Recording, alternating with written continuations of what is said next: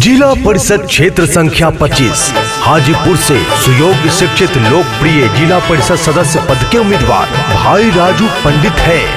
तो आइए मित्रों, प्यारे मतदाता साथियों, इस बार सभी मिलकर एक होकर भारी से भारी मतों से विजयी बनाते हैं। राजू पंडित जिंदाबाद जिंदाबाद जिंदाबाद, राजू पंडित जिंदाबाद जिंदाबाद जिंदाबाद। एगो वोट मांगतानी रउआ शरण में आके,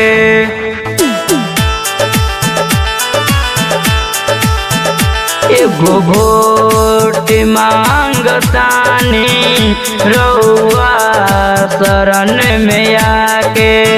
सगरी विकास देखी नयब जीता के, आपन धर्म निभाइब हाजीपुर 25 में आके, आपन धर्म निभाइब हाजीपुर 25 में आके।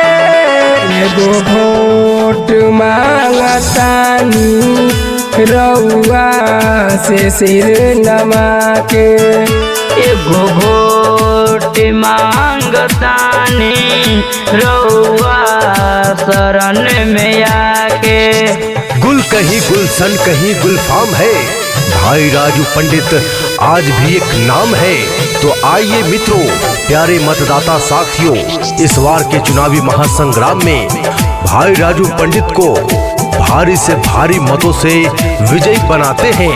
राजू पंडित जिंदाबाद जिंदाबाद जिंदाबाद, क्षेत्र संख्या 25 हाजीपुर की जनता जिंदाबाद जिंदाबाद जिंदाबाद। जाति धर्म न सबके सेवा में खड़ा बानी,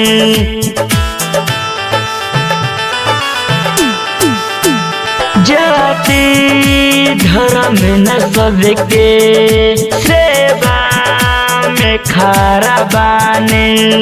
नल जल सड़क पानी होई न परेशानी, नल जल सड़क पानी होई न परेशानी। आपन धर्म निभाइब हाजीपुर 25 में आके, एगो वोट मांगतानी रउआ शरण में आके। नम्र निवेदन है सबसे हाथ जोड़कर, हम कार्य करने आए हैं सारा काम छोड़कर। प्यारे मतदाता साथियों, इस बार के चुनावी महासंग्राम में भाई राजू पंडित को भारी से भारी मतों से विजयी बनाते हैं। राजू पंडित जिंदाबाद जिंदाबाद जिंदाबाद, क्षेत्र संख्या 25 हाजीपुर की जनता जिंदाबाद जिंदाबाद जिंदाबाद।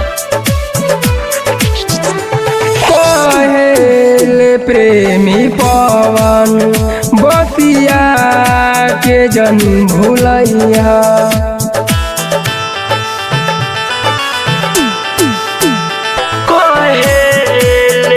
श्री राहुल बतिया जन भूलैहा।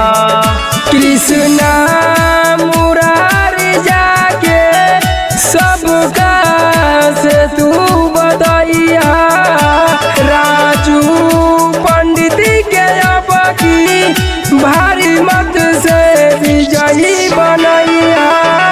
मांगी ले प्यार दे दी हमके बटन दबा के, एगो वोट मांगतानी रउआ शरण में आके।